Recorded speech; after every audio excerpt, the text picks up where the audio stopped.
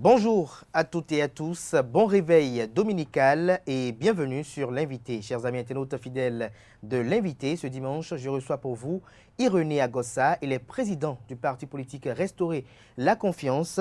Avec lui, cet acteur politique, nous essaierons de commenter l'actualité sociopolitique au Bénin, notamment la fusion entre le parti politique Union progressiste et le parti du Renouveau démocratique PRD, acteurs de l'opposition. Nous parlerons de l'animation de l'opposition politique au régime du président Patrice Talon. Quels sont les facteurs qui entravent l'unicité de l'opposition? Nous en parlerons au cours de cette émission. Je rappelle que Irénée Agossa a été directeur général de la Société nationale de commercialisation des produits pétroliers Sonacop. Il a été conseiller du président Thomas Boniaï. Il a été également conseiller à la Haute Autorité de l'Audiovisuel et de la Communication AC, 3e mandature. Irénée Agossa, bonjour. Bonjour. Merci d'avoir accepté l'invitation. C'est moi qui vous remercie et je suis très satisfait de venir ici puisque c'est pour la première fois. C'est pour la première fois. Merci pour l'honneur. Merci pour l'honneur.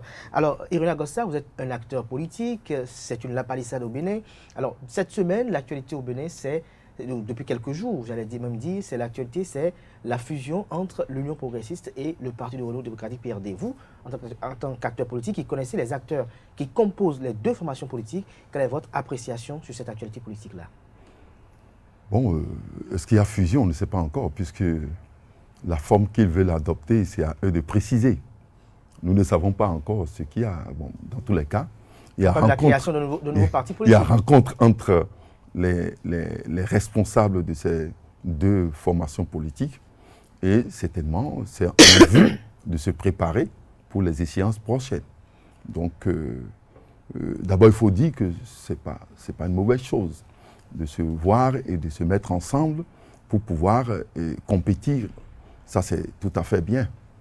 Mais ce qui est ici, c'est surtout par rapport à la réforme partisane. La réforme partisane, ils se sont fait piéger eux-mêmes par la réforme partisane. C'est la réforme partisane qui dit qu'il n'y a pas d'alliance et qu'il faut obligatoirement faire une fusion avant de pouvoir participer à une élection si vous voulez vous mettre ensemble. En temps, on parlait d'alliance. Donc, c'est eux-mêmes qui se sont créés ce problème.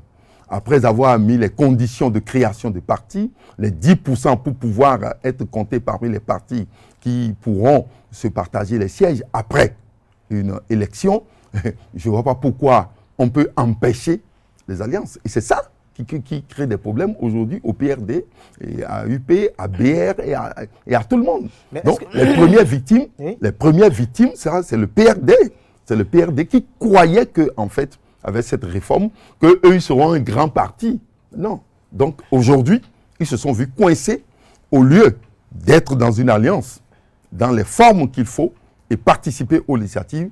Ils se sont vus coincés et ils sont en train de jouer à ce que nous appelons une comédie politique. Alors, donc, avant de vous laisser poursuivre, c'est une comédie politique argumentaire, et ce n'est pas un événement extraordinaire. Est-ce que le fait de doter du système partisan la constitution des alliances est une fin en soi? Non, d'abord, c'est une aberration. Ils vont revenir là-dessus, comme ils sont revenus sur plusieurs choses. Ils vont revenir là-dessus. Parce que ça nous conduit à quoi? Ça nous conduit à ne pas régler le problème de l'hyper-personnalisation des partis politiques dans notre pays. Le véritable problème dans notre pays, ce n'était pas de notre pays pour les partis politiques, ce n'était pas le nombre, c'était en réalité l'hyper-personnalisation des partis politiques. Les partis politiques, souvent, ne se développent pas sur la base d'une vision, d'une option politique, des idéologies claires, mais surtout sur la base de l'aura ou bien de la présence ou bien de l'argent d'un individu. Et c'est ce qui se passe. Et c'est cela qu'on devait corriger à travers la réforme partisane. Mais ici, ça s'aggrave. Ça s'aggrave aujourd'hui. Les partis qui ont été créés ont été des partis créés sous l'égide du président Talon. Quand vous parlez BR, UP, c'est le président Talon. Ou sous l'égide de l'ancien président de la République, Boniaï. Et c'est ça ce qui ne passe pas dans le pays. Et si on nous reproche, nous, quelque chose, c'est parce qu'on n'appartient ni à Boniaï, ni à Talon. C'est tout ce qu'on nous reproche. Donc, la réforme partisane conduit à un système de monopolisme. Donc, il y a des gens qui monopolent le système, qui créent le monopole du système politique. Ils gardent ce monopole et empêchent la compétition. Ce qui a abouti à un Parlement monocolore. Donc, voilà la conséquence, une conséquence claire de la réforme partisane. Et n'a pas pu régler le problème de l'hyperpersonnalisation de la classe politique nationale. Aujourd'hui, nous avons deux grands blocs qui se trouvent au niveau de la mouvance, mais ces grands blocs sont corrélés à l'image du président Talon. Et au niveau de l'opposition, il y a un autre parti qui est né, mais sous l'égide de l'ancien président, qui prétend être le plus grand parti de l'opposition, parce que simplement... On parle de prétention. C'est une prétention, puisqu'ils n'ont pas participé à une élection pour se dire « nous avons tel nombre de sièges ». Ils n'ont pas encore fait. Donc, cette prétention liée simplement à l'image de l'ancien chef d'État, qui est le président Boni Yayi. Donc, le problème n'est pas réglé. Et ce qui est encore plus grave ici, nous l'avons dit, c'est la régionalisation des partis politiques. Les blocs qui se créent sont en train de récupérer les anciens fiefs des présidents, entre-temps, juste après, des présidents qui ont régné, qui ont dirigé plutôt après les indépendances. Vous prenez UP, est en train de récupérer les fiefs de l'ancien président, père son âme, Aroma Degbe, et de l'ancien président, père son âme, Sourou Migan Akpiti, et UP, et BR plutôt, est en train de récupérer les fiefs de l'ancien président, père son âme, Hubert Koutoukou Manga. Et vous savez, la régionalisation de la politique chez nous, ce que ça avait créé dans notre pays, les violences, après les élections, etc. Et c'est ça qui a commencé maintenant, déjà. Nous n'avons jamais connu de violence autant avant que les élections passées ne se déroulent. Nous avons connu les alternances avec l'ancien système. Alors, non, laissez-moi finir. Oui. Avec l'ancien système. Mais vous avez vu, puisque nous sommes dans l'élan de l'hyper-personnalisation des partis politiques et qui s'ajoute maintenant à la régionalisation, la violence a commencé par être... Est-ce que ce n'est pas le caractère quelque chose régionaliste là qui s'implique dans notre la réforme des activité partisans a voulu politique. résoudre? Non, ils n'ont pas pu résoudre. Ils l'ont amené d'ailleurs. Depuis 1990, nous n'avons pas cette forme de violence. Nous n'avons pas la violence de 2019, nous n'avons pas la violence de 2021. Mais aujourd'hui, nous avons cette violence parce que non seulement les partis sont hyper personnalisés, ensuite, nous savons la régionalisation des partis politiques parce que UP, que vous voyez, se retrouve plus enraciné dans le sud, dans la zone méridionale. BR se retrouve enraciné dans la zone septentrionale. Et si vous prenez le parti du président Boni Yayi, c'est-à-dire les démocrates qui, en fait, ça rime au président Boni Yayi, donc ils sont aussi plus installés dans la zone septentrionale. Donc, c'est des rivalités liées à des hommes et des rivalités liées aux régions et bientôt aux ethnies. Donc, c'est pourquoi d'ailleurs, mais est-ce que la réforme de ces partis voulait résoudre en parlant de partis politiques nationaux dans une nation? Ils n'ont pas pu constater avec moi. Ils n'ont pas pu. Malgré les exigences de la réforme, ils n'ont pas pu. Les 15 par commune, ils n'ont pas pu. Les sièges départementaux. Ils n'ont pas pu. Ce qu'ils ont pu faire, c'est de nous conduire vers ce que nous avons éradiqué dans le système politique il y a près de 52 ans, etc. Mais vous, c'est de nous ramener vers les violences d'antre-temps qui caractérisaient les élections chez nous. Et ça a commencé petit à petit. Vous, en tant que président de parti politique, vous avez expérimenté ces réformes. Nous avons expérimenté, et d'ailleurs, nous sommes les mieux placés pour vous en parler. Donc, c'est pour vous dire que ça n'a pas résolu le problème, parce que le problème a été handicapé, le système a été handicapé par le fait qu'ils aient refusé les alliances et le financement des partis politiques. C'est les deux aspects-là qui ont handicapé tout le système de la réforme. Donc, mais lorsque vous parlez du financement des partis politiques, la Sénat, cette semaine, a donné de l'argent. Nous allons venir là-dessus. Oui. Donc, c'est les deux aspects-là qui ont handicapé la réforme. La réforme a pu faire quelque chose qui semble s'améliorer là, il faut reconnaître, réduire un tant soit peu le nombre de partis politiques. Je dis un tant soit peu parce que ça a commencé par augmenter là. Deuxième chose, a permis là maintenant un renouvellement de la classe politique.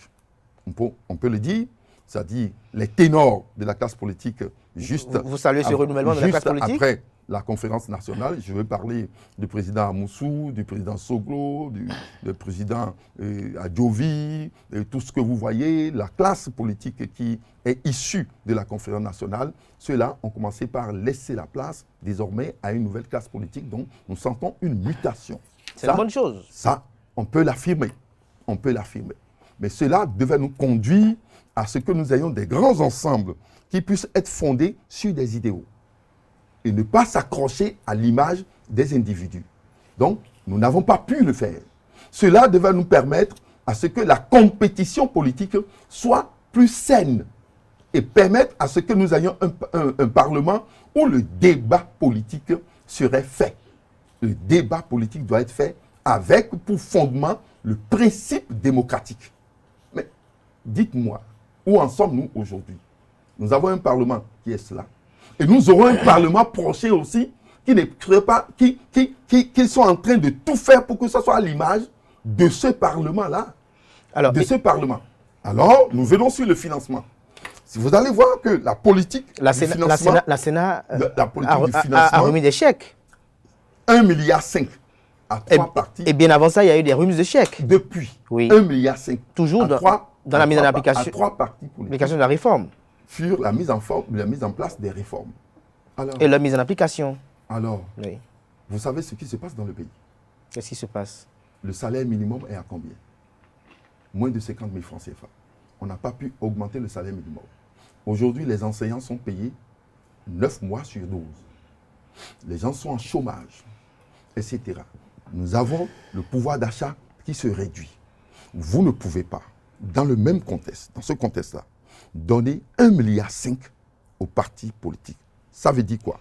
Ça veut dire que... Laissez-moi finir simplement. Vous n'êtes pas pour le fait qu'on puisse réduire le pouvoir de l'argent en politique? Le pouvoir de l'argent n'est plus réduit là. Le pouvoir de l'argent s'est renforcé. Le pouvoir de l'argent s'est renforcé. Quand vous avez des militants qui sont dans un système qui les appauvrit et qui remet de l'argent aux partis politiques à la veille des élections, ça veut dire simplement pour empêcher qu'il n'y ait plus de télécommandes. Comment? C'est pour, quand vous appauvrissez la population, qu'est-ce que vous pouvez faire? C'est de maintenant prendre l'argent et d'aller leur dire, tenez. Et c'est ça qui se fait là maintenant. Les tournois de football UP, les tournois de football BR, quand il n'y a pas d'argent, les femmes de UP qui se réunissent, BR, à qui on donne les bassines et les nourritures, etc. Attendez, ça c'est le pouvoir de l'argent. C'est le pouvoir de l'argent. Et ça, au détriment du développement du pays. C'est ça ce qui se passe. On appauvrit le pays et on remet de l'argent à cela. On demande à tout le monde de serrer les ceintures pour que ça marche. Et au même moment, on n'a pas réduit alors ce qu'on doit apporter aux partis politiques. On appauvrit, on appauvrit les militants pour qu'ils ne participent pas à la gestion et au développement de leur parti politique.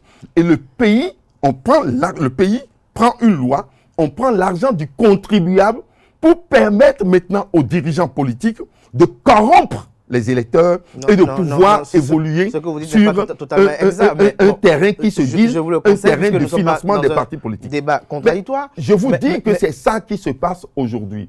Et cela amène à ce qu'ils aient le monopole du pouvoir. Ils aient le monopole du pouvoir. Nous sommes d'accord pour le financement, mais le financement doit tenir compte de l'évolution économique du pays. Si tout le monde serre les ceintures, nous devons revoir aujourd'hui le pouvoir d'achat du pays et voir le taux de croissance, voir les problèmes qui se posent et dire par rapport à cela combien aujourd'hui nous allons donner aux partis politiques. Alors, avec tout ce qui se passe, ils ont vu que au lieu de réduire la charge, au niveau des partis politiques, ils ont maintenu cela parce que ça permet d'embrigader les militants et faire en sorte que eux, ils aient les moyens pour pouvoir s'en sortir et maintenir le monopole. Alors, nous n'avons pas fini sur... Je vais vous dire sur cette réforme. Vous voyez le danger. Le danger et le financement sur cette réforme va nous conduire dans du n'importe quoi. Je rappelle que vous avez été candidat à l'élection présidentielle passée, d'ailleurs. Alors, Irénée Agossa, en tant qu'acteur politique de l'opposition, qu'est-ce que vous faites? Quelles sont les actions que vous menez au sein de l'opposition pour que vos idéaux puissent être portés plus haut? Mais c'est tout à fait, c'est ce que nous faisons avec vous ce matin.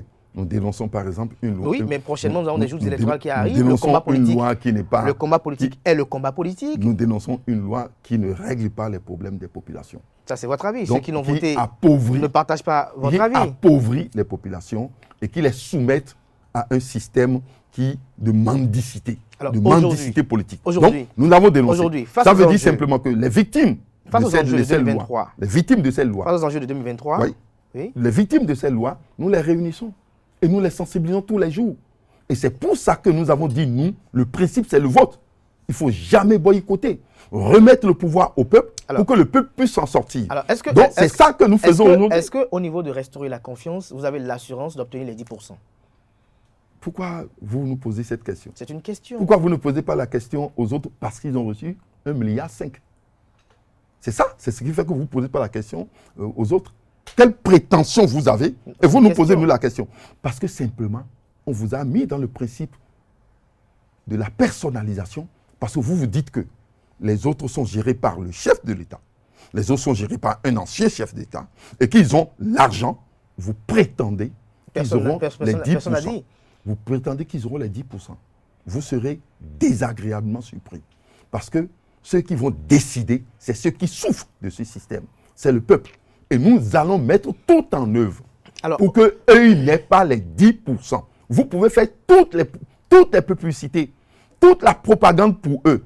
Le peuple souffre et le peuple va pouvoir prendre la mesure des choses et choisir les gens qu'il faut pour aller le défendre au Parlement. C'est sur cette base que je vous affirme déjà que, au nom de ce peuple qui souffre, nous allons pouvoir avoir les 10%. D'ailleurs, nous avons pour les présidentielles déjà 3%. Donc nous sommes en train de travailler avec les multiplicateurs déjà de voix pour que nous soyons au minimum à 8 à 9% avant même la campagne. Ce que nous sommes en train de faire. Je peux vous assurer aujourd'hui que nous sommes déjà au-delà de 7%. Nous faisons un travail scientifique sur le terrain. Parce que nous avons, nous, un stock que nous pouvons utiliser avec des coefficients multiplicateurs. Nous pouvons savoir comment nous pouvons le faire. Et ça, dans un environnement qui nous est favorable, d'autant plus que plus de 80% de Béninois aujourd'hui aspirent à ce que le Parlement change de main. Alors, que ça ne soit plus dans la même logique d'entretemps. Pour qu'on ait un Parlement conforme à vos espérances, alors est-ce que vous avez des actions que vous menez avec les autres formations politiques de l'opposition pour qu'ensemble, vous puissiez être forts? Nous sommes en train, pourquoi pas, nous le faisons. Nous discutons avec les partis politiques, nous nous appelons, nous nous rencontrons. Peut-être que nous n'avons pas... Vous ne voulez pas une mise ensemble à ce niveau-là? Nous n'avons pas mis peut-être les caméras comme d'autres ont mis. Vous ne voulez pas une mise ensemble? Nous sommes dans une stratégie d'ensemble. D'abord, pour rassurer nos électeurs et pour faire en sorte que la peur change de camp. Donc, nous voulons rassurer nos électeurs pour leur dire, voilà, désormais, il ne faut plus que vous ayez peur. Il ne faut plus qu'on vous trompe pour dire que le pouvoir se trouve au niveau seulement du camp présidentiel. C'est faux. Le pouvoir est dans votre main. Et vous pouvez choisir librement ceux qui vont vous représenter au Parlement. Alors, donc ça, nous sommes en train de le faire pour rassurer et rassurer tous par rapport à leur vote. Vous êtes dans une stratégie de mise ensemble. Est-ce que vous pensez que ça va se passer aisément? Est-ce que vous pensez Où est-ce que ça s'est passé aisément? Justement, je vous interroge. Ça ne se passe pas aisément, d'autant plus que vous voyez la comédie, toute la difficulté malgré qu'ils soient au pouvoir, ce qu'ils sont en train de faire avant que UP et BR ne soient, et comment appelle-t-on, et UP et PRD ne soient ensemble. On ne sait pas ce que Moël va faire. Vous parlez comme si c'est seulement à notre niveau que le problème se pose. Les difficultés se posent aussi là-bas, malgré qu'ils aient le pouvoir, malgré qu'ils aient l'argent. Vous voyez tout ce qui se passe. Parce qu'eux-mêmes, ils ont handicapé le système à travers les lois qu'ils ont votées. Et je vous ai dit tout à l'heure, surtout cette histoire d'absence d'alliance. Ils vont revenir là-dessus. Parce qu'ils vont aboutir après à quoi? C'est ce que je voulais vous dire. Ils vont aboutir à un parti unique. Mais est-ce que les alliances, est-ce que les alliances ne convergent pas avec ce que vous-même vous dénoncez ce matin-là? Non, les alliances permettent en fait d'aller vers les grands ensembles. Juste pour les élections et après chacun... Pas du tout. Dès que vous avez une alliance et vous avez les idéaux qui convergent vers la résolution des problèmes que posent les populations et que vous travaillez ensemble au Parlement, dans un groupe parlementaire ou bien dans un système de gouvernement, vous commencez par vous habituer à rester ensemble et cela peut vous pousser à créer de grands ensembles. à créer de grands ensembles et être unis et travailler sur la base d'une vision. Aujourd'hui, ce n'est pas ça. Ils ont cru que la loi va leur permettre d'avoir les grands ensembles et de pouvoir s'en sortir. C'est faux. C'est faux. S'ils avaient l'alliance, ils pouvaient mettre en alliance UP, BR, MOEL, PRD pour défendre la vision du chef de l'État. Et de l'autre côté, nous, on aurait mis tous les autres ensemble par rapport à notre vision et que nous aurons un affrontement clair. Mais ce qu'ils ont fait aujourd'hui se base sur les principes qui ne sont pas démocratiques en tant que tels. Ils veulent contraindre les gens à aller dans un sens. Ça ne marchera pas. Ça ne marchera pas. Donc, c'est ce qu'ils ont comme handicap. Et c'est clair que ça va créer plus de problèmes que ça ne va pousser à trouver solution. Ça crée plus de problèmes aujourd'hui au pays. Donc, l'environnement politique doit être sain, mais à travers la vision de chaque parti. Et c'est ça que nous faisons au niveau de l'opposition. Nous sommes en train de vouloir faire en sorte qu'on dépouille la classe politique de la personnalisation et surtout de cette mendicité et du principe de monopole qu'on amène au niveau des partis pour obliger les militants à suivre une seule voie et rester dans un système de dictature, je vais dire. Alors, dictature des lois, peut-être pour la bonne cause, mais dites-nous, Ironie Agossa, est-ce que l'ensemble de cette réforme qui a été opérée, est-ce que l'idée derrière, vous ne la partagez pas? Est-ce que le fait de vouloir des partis politiques nationaux, vous ne l'approuvez pas? Est-ce que le fait qu'on puisse inscrire des dispositions dans la loi qui puissent amener à ce que seuls les partis forts puissent aller au partage des sièges, selon vous, ne vous agrée pas? Non, nous sommes pour toute réforme, nous sommes dans la dynamique des réformes. Nous sommes pour qu'on puisse aller dans des réformes. Mais nous avons dit ce qui empêche cette réforme de produire un résultat positif. Nous sommes tout à fait cohérents dans ce qu'on dit. On vous a dit que c'est le fait qu'ils aient refusé les alliances et le fait d'avoir cette forme de financement des partis politiques. Qui ne vous agrée pas. Qui ne nous agrée pas. Donc, dès que nous serons au Parlement, nous allons modifier ces aspects. C'est ça, ce que nous proposons, c'est la différence entre nous et les autres forces et de l'opposition. Nous allons modifier ces dispositions et permettre à ce que les forces politiques puissent se mettre en alliance. Deuxièmement, nous allons faire en sorte que le financement ne soit pas figé comme ça. Le financement serait basé aussi sur le niveau de croissance et serait inversement arrimé, inversement proportionnel au taux d'inflation.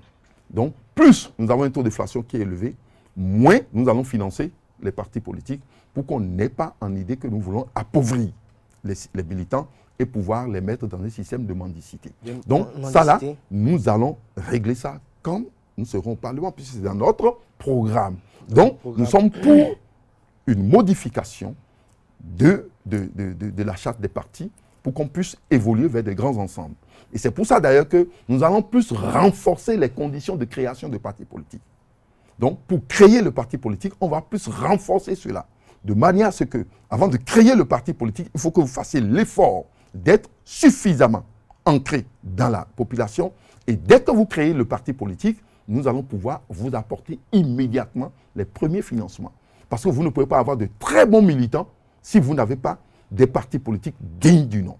Le patriotisme, le militantisme s'enseigne et s'acquiert au niveau des partis politiques. C'est exactement les écoles, c'est exactement les universités que nous avons. Vous voulez avoir des cadres bien formés demain. Vous ne pouvez pas avoir des universités, des collèges, des cours primaires qui soient totalement mal entretenus. Vous devez avoir des enseignants de niveau, des programmes de niveau qui permettent à ce que vous formez des cadres de bon niveau. C'est exactement la même chose en politique. Or ici, ce n'est pas ce qui se passe, donc nous allons corriger ça. Donc nous sommes dans l'élan, bien sûr, d'une amélioration des conditions de création et de gestion d'un parti politique pour permettre à ce que nous produisons de réels militants et permettre à ce que nous ayons de bons députés au Parlement et que le président de la République soit issu d'un parti politique. Bravo au chef de l'État qui a initié cette réforme, mais malheureusement, il n'est pas le produit d'un parti politique. C'est là l'échec même de sa réforme. Mais ce n'est pas pour cette raison qu'il prendra cette initiative. Alors, Irénée Agossa, aujourd'hui, ceux qui suivront cette émission m'en voudront de ne pas vous poser certaines questions. Quels sont vos rapports aujourd'hui avec Corentin Corroy? Quels sont vos rapports aujourd'hui avec le chef de file de l'opposition, Paul Rompé, par exemple aussi? Corentin Corroy, je l'ai dit plusieurs fois, il n'a pas voulu nous suivre. Ça, c'est dépassé, ça. Pourquoi? C'est dépassé. Ce disque est rayé, nous, on ne joue plus. On ne joue plus. Vous étiez colistier à la présidentielle. Mais c'est terminé, mon frère. Nous avons créé un parti. Nous évoluons. Aujourd'hui, les populations ne nous posent plus cette question. S'il y a des gens qui vous posent cette question, ils sont encore en arrière. Non, non, les populations ont d'autres problèmes aujourd'hui. Mais le parti ils n'ont qu'à aller voir, ils n'ont qu'à aller voir, ils n'ont qu'à aller voir, ils n'ont qu'à aller voir l'ami Corroy et lui poser la question. Nous, on n'a plus le temps de répondre à ça. Nous avons des élections qui se pointent à l'horizon et nous serons en train de parler de Corroy, qui a pris sa décision librement et qui ne veut pas être membre d'un parti et de notre parti. Donc il est libre. Ça là, ce n'est pas un problème qui se pose à nous. Les rapports avec le chef de file de l'opposition, bon, c'est intéressant, d'autant plus qu'il est là, il est de l'opposition et nous voulons aller aux élections. C'est des rapports cordiaux. Et nous sommes en train de discuter d'ailleurs avec eux pour que nous puissions être dans la même stratégie, dans une stratégie globale en ce qui concerne la participation à ces échéances. Et faire en sorte que nous ne permettons, que nous empêchons plutôt la majorité aujourd'hui au pouvoir de maintenir la majorité au Parlement. Nous devons inverser les choses. Si ça doit changer, on doit faire en sorte que UP, BR et autres n'aient plus la majorité au Parlement pour que le débat soit instauré, que nous posons les véritables problèmes du pays, qu'on inverse les choses pour que le chef de l'État soit dans l'obligation d'écouter l'autre partie du peuple, de ne pas simplement écouter ceux qui l'adulent et ceux qui l'applaudissent tous les jours. Donc, ça, nous en discutons avec le chef de file de l'opposition. Et d'ailleurs, en tant que président de notre parti, la FCBE, avant qu'on ne parle de chef de file de l'opposition. Donc, nous discutons avec lui à ce double titre. Est-ce que vous avez des initiatives de mise ensemble? Absolument, absolument, absolument. Et nous allons tout faire, nous, de notre côté. Donc, il peut arriver, les jours à venir, qu'on apprenne que RLC décide de fusionner avec FCBE? Ça peut ne pas être ça, mais ça serait une stratégie. Ça serait une stratégie. Ça serait une stratégie. Alors, nous allons n'importe comment faire en sorte que nous n'allons pas à ces élections en rang dispersé. Parce que ce n'est pas bien. Ça ne va pas rassurer nos électeurs. Donc, nous sommes en train de nous battre pour que ça soit ça. Et RLC s'est donné pour mission de rencontrer tous les autres partis et de tout faire pour que nous puissions être à niveau et atteindre cet objectif avant les élections. Donc, nous avons le mois d'août et la première quinzaine du mois de septembre. Est-ce que vous avez entamé des échanges aussi avec les démocrates? Non, pas encore, d'autant plus que eux se prétendent être les grands partis. Qu'est-ce que vous voulez? Ils sont vrais opposants, il y a des faux opposants, etc. Bon, donc, c'est leur... Ils sont prétentieux. Non, bon, il y a Iboni comme programme d'action, comme vision à chaque instant. Donc, ils brandissent ça comme un trophée de guerre et que c'est ça qui va battre le président Talon. Or, c'est faux. C'est faux. Le président Yahi Boni a été créé par Talon en 2006. Talon l'a soutenu en 2011. Talon l'a combattu de 2011 à 2016. Et Talon lui a pris le pouvoir en 2016. S'il y a quelqu'un que Talon maîtrise convenablement, le président Talon maîtrise convenablement aujourd'hui, c'est le président Yahi Boni. Le maillon le plus faible aujourd'hui de l'opposition, c'est le président Yahi Boni. Talon le maîtrise. Et non seulement ça, le président Talon est venu au pouvoir sans député. Il a pris les députés FCBE. Donc, et c'est avec ces députés qu'il a mis en place l'arsenal de guerre. Et vous pensez que c'est avec encore ce Yahi Boni qu'on va battre Talon en le prenant pour socle. C'est faux. Tout le monde, vous-même, vous pouvez... Vous pensez que l'ancien président Boni ne jouit pas d'une popularité? Vous pouvez battre le président Talon si vous décidez. Mais le président Yahi ne peut plus le battre. C'est terminé. Mieux, aujourd'hui, qu'est-ce qu'il fait? Il a du plaisir à se mettre dans son boubou et se mettre à côté de lui, n'est-ce pas? Il a du plaisir à être nommé médiateur.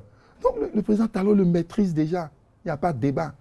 Tout ce qu'il doit faire aujourd'hui, c'est de quitter le système partisan et de jouer un rôle d'homme sage à l'image de ce que Kérékou a fait quand lui il était au pouvoir. Donc, permettre à ce que nous trouvions solution à certains problèmes dans le pays, dont lui, il a eu la chance de les aborder en tant que président de la République.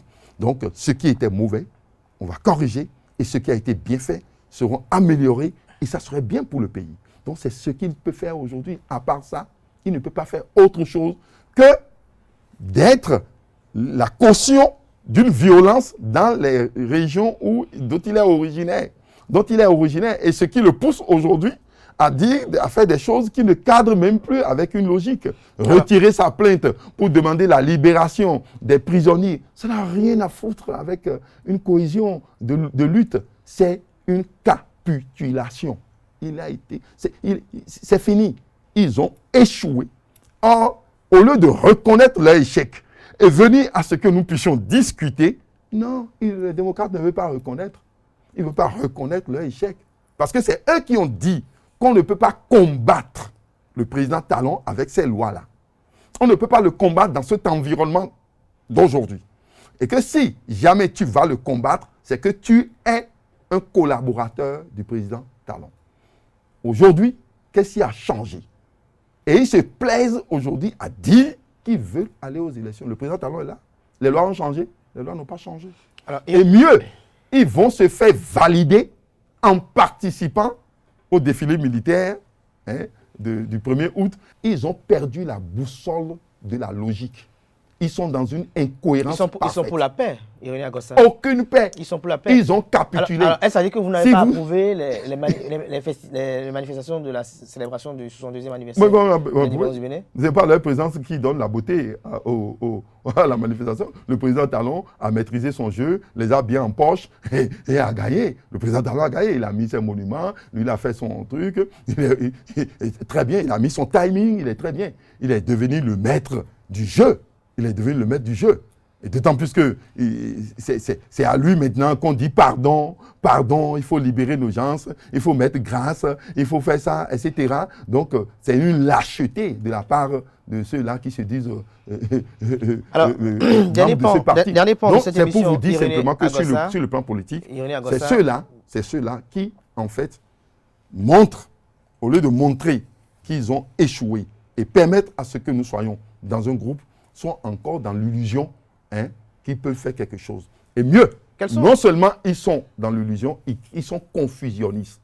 Ils renforcent le pouvoir du président Talon et empêchent les militants de se libérer de cette contrainte de la peur. Alors, Ironie Agossa, quelles sont vos impressions sur les 3 places publiques qui ont été inaugurées en voulant célébrer Très belle impression. Les 70 ans d'indépendance du Bénin? Très belle impression. Le samedi 30 ouais, très belle impression. J'y étais pour le monument aux morts, c'est une belle impression. Ouais, c'est beau, c'est bien.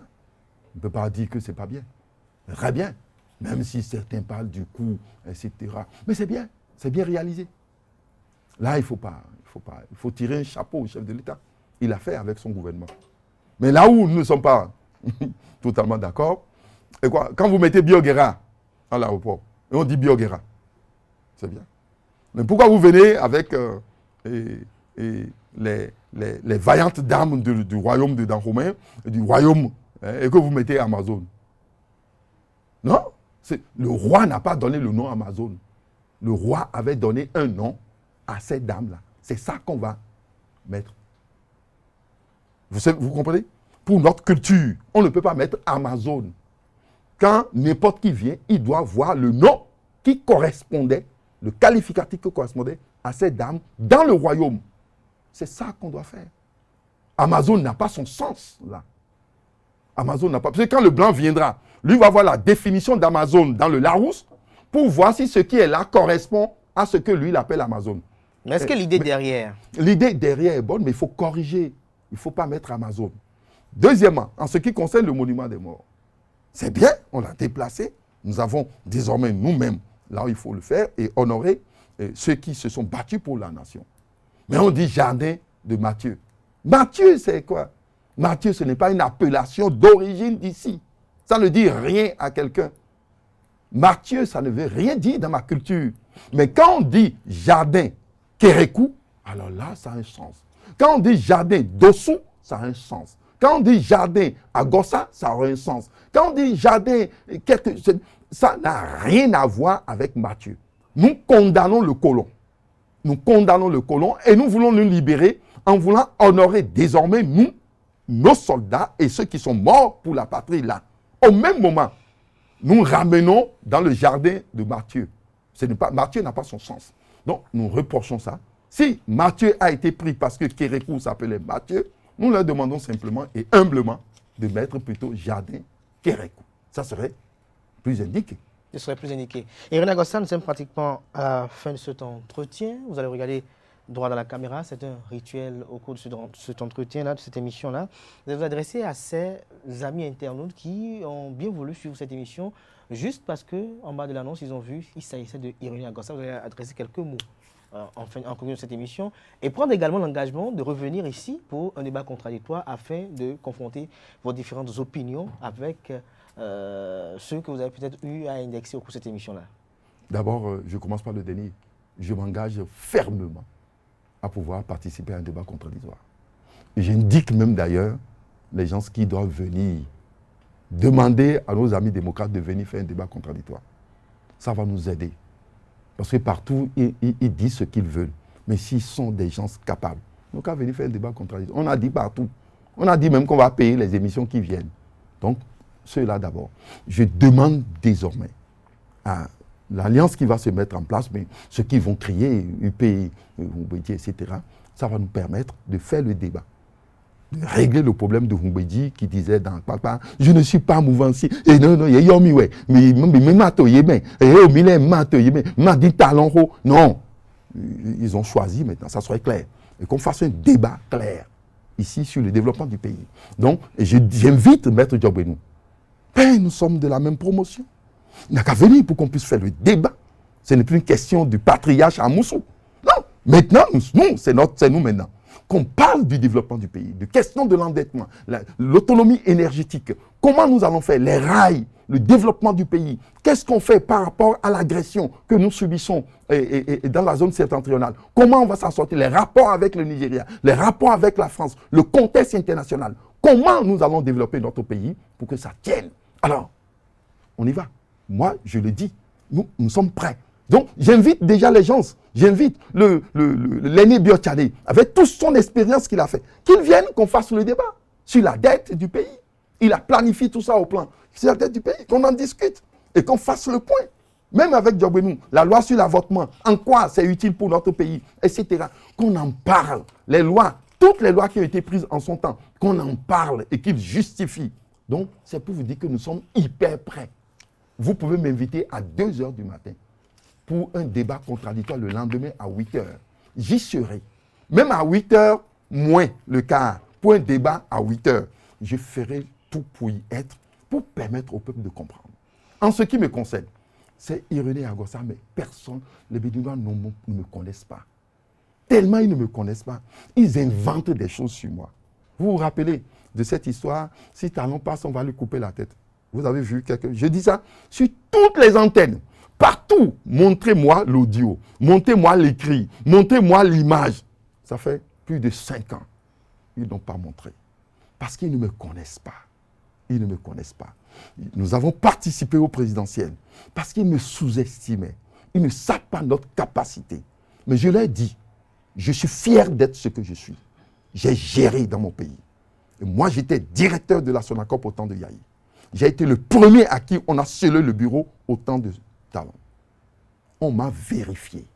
Et je suis ce que je suis. Je suis un vrai cadre, un bon cadre de mon pays. J'en suis fier. Je ne m'enorgueillis pas. Mais je veux que les jeunes puissent suivre cet exemple que nous constituons. Dans ce pays, ceux qui dirigent ne sont pas tous des mauvais. C'est des gens qui ont des valeurs. Nous avons des valeurs dans ce pays. Je conteste que le président aille dire que son pays a un désert de compétences. J'en suis un. Moi, je suis une compétence. Et je suis fier de le dire. Et je suis capable de conduire ce pays. C'est pourquoi j'ai l'ambition de diriger ce pays. J'ai l'ambition de les représenter au Parlement. J'ai l'ambition de conduire une vision à la tête d'un parti. Je ne veux pas être et je ne serai pas un politique par dérogation. Je suis contre le fait que les anciens chefs d'État prennent leur aura pour prétendre régler le problème politique. Je suis contre.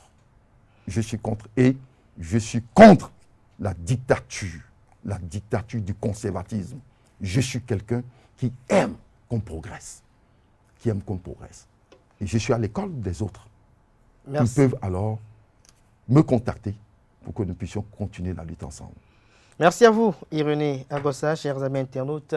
De cet entretien, on retiendra que notre invité sur la fusion annoncée des partis politiques Union progressiste et Parti de renouveau démocratique PRD. Pour notre invité, ce n'est pas une mauvaise chose de se mettre ensemble. Ils vont revenir aux alliances des partis politiques, annonce Irénée Agossa, qui est président du parti politique Restaurer la confiance. L'hyper-personnalisation des partis politiques était le réel problème des partis politiques selon lui. La prétention des démocrates d'être le plus grand parti politique a été évoquée par Irénée Agossa. Il s'en désole. Il a parlé de la régionalisation des formations politiques. Pour lui, l'Union progressiste est un parti beaucoup plus ancré au sud et le bloc républicain est beaucoup plus ancré dans la partie septentrionale du pays. Le parti Les Démocrates, pour lui, est plus installé dans la partie septentrionale. Il a argumenté dans ce sens.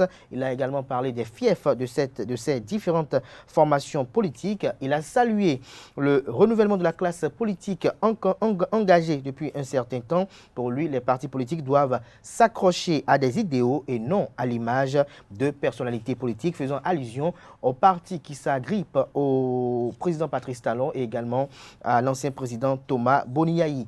Il a affirmé sur ce plateau que restaurer la confiance aura les 10% lors de l'élection législative prochaine. Pour lui, c'est un défi qui sera relevé. Les partis d'opposition sont dans une stratégie de mise ensemble, nous a-t-il fait entendre au cours de cette émission. Les difficultés sont de toutes parts. Pour lui, il n'y a pas de raison à dire qu'il y a des difficultés pour l'opposition de se mettre ensemble, car il invite à regarder également dans le camp de la mouvance présidentielle qu'il y a également des difficultés au niveau là pour se mettre ensemble. Et il dit qu'on ne sait pas ce que Mouel Béné fera par exemple les jours à venir. Interrogé sur la question de son colistier candidat à la présidentielle de 2021, Corentin Koroué, pour lui, c'est un sujet dépassé et donc il n'aimerait plus y revenir dessus. Il a fait savoir qu'il a par ailleurs des rapports cordiaux avec le chef de file de l'opposition en la personne de Paul Hongpei, qui est le président, pour ne pas dire le secrétaire général national du parti, le secrétaire exécutif national, j'y arrive enfin, du parti politique Force Cori pour un Bénin émergent. Ils veulent œuvrer pour que l'opposition soit représentée